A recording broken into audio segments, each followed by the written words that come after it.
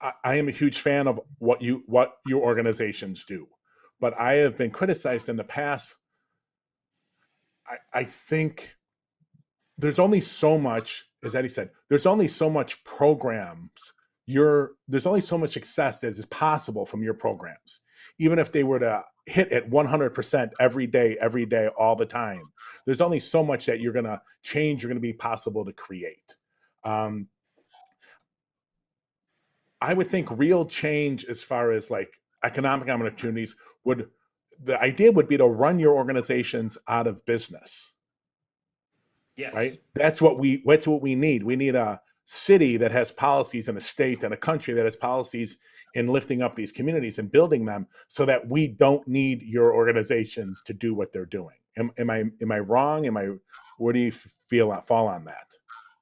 I think anytime you do a social service or any kind of clinical work or and you're in the helping field, you empower people to live an autonomous life. So absolutely, that's true. And I mean, the unfortunate truth is sometimes people, like that problems exist because they think that's what gets them a job. When the reality is, there'll be something else for you to do, and you have to trust that they're doing the right thing for the right thing's sake.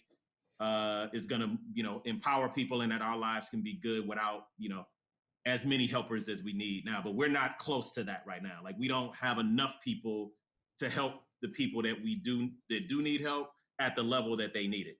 So yes, but we're still climbing uphill right now in terms of, if you think about psychologists or licensed clinical social workers, school counselors, teachers, the need, we don't, the need is so great that we can't keep up with that need right now.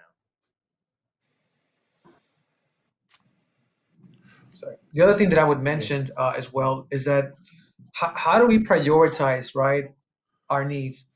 Uh, I think the best example that I could share, and we're living through it right now, is COVID.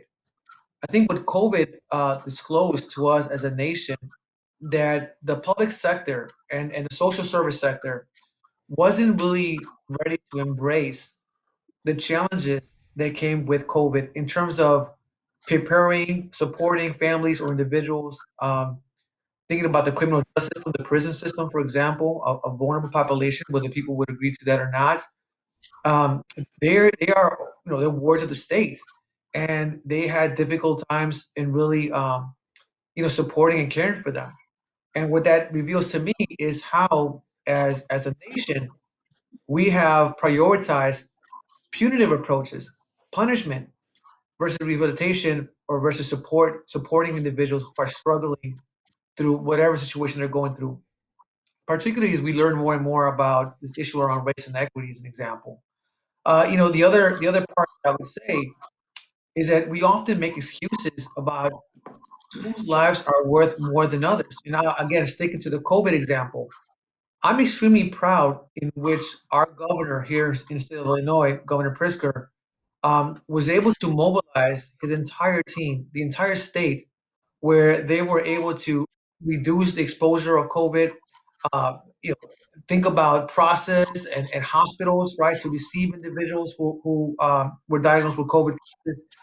So, as a nation, as a state, we came together, state, county, local officials, and so on. And I can't help but to think to myself, wow, we were very quick to mobilize around this specific issue. And it probably has to do that the vaccine, that COVID-19 didn't discriminate based on race, class, or gender, even though we know today that in poor communities of color, they tend to be the highest exposed, and individuals who are more easy to be receptive to the virus.